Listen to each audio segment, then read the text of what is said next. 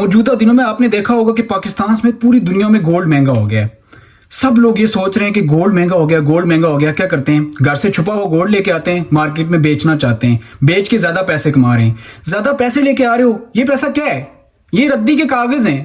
क्या करती है गवर्नमेंट? चंद मशीनें लगाती है, पैसा छापती है और आपसे गोल्ड लेके चली जाती है। ये पैसे रद्दी के कागज हैं, इनसे ज्यादा और कुछ भी नहीं है। जबकि गोल्ड रियल वैल्यू रखता है।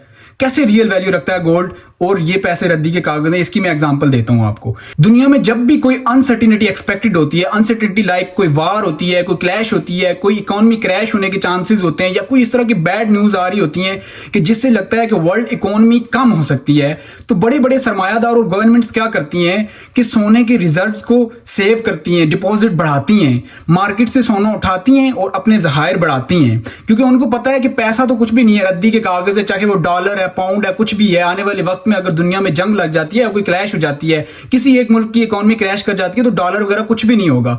पूरी दुनिया तबाह भी हो जाए ना, तो गोल्ड रियल वैल्यू रखता है। आप किसी भी जगह पे लेके जाएंगे, गोल्ड की वही वैल्यू होगी जो कि जंग से पहले थी, बल्कि उससे ज्यादा महंगा होगा। जबकि डॉलर, पाउंड या कोई भी दूसरी करेंसी अगर किसी स्पेसिफिक कंट्री के साथ क्लैश है, तो उसमें बहुत हत्तल इम्कान चांसेस है कि वो डाउन भी आ सकती है बढ़ने के बजाय।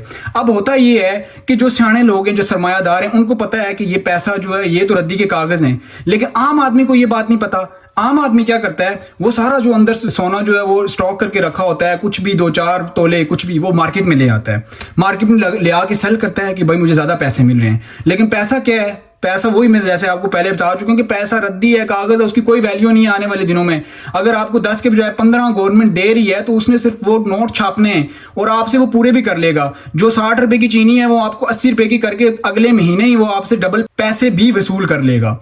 तो आपको क्या फायदा है इसका? फिर आपको तो कुछ भी फायदा नहीं हुआ। आपने गोल्ड जो 10 रुपए का, 15 रुपए का बेच के तो उल्टा उनको ही पैसे दे दिए, और फिर जब आप बाय करने जाएंगे, फिर आपको लग पता जाएगा कि सोना बेचना किस कदर नुकसानदेह है।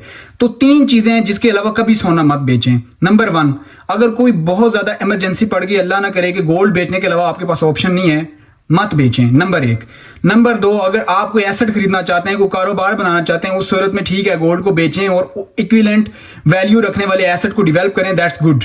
तीसरी चीज, अगर एजुकेशन वगैरह पे लगा रहे हैं या शादी पे आप जाहिर मजबूरी होती है, गिफ्ट करना होता है या कोई भी इस तरह सी एक्टिविटीज करनी हो, दैट्स ओके। लेकिन अदरवाइज गोल्ड को अपने पास रखें, कोशिश करें सेव रखें, और मार्केट में बैठे हुए जो गुंडे हैं इनसे मैनिपुलेट मत हो। मेरे चैनल को सब्सक्राइब करना मत भूलिएगा, सब्सक्रिप्शन बिल्कुल फ्री है। Thank you very much, Allah Hafiz.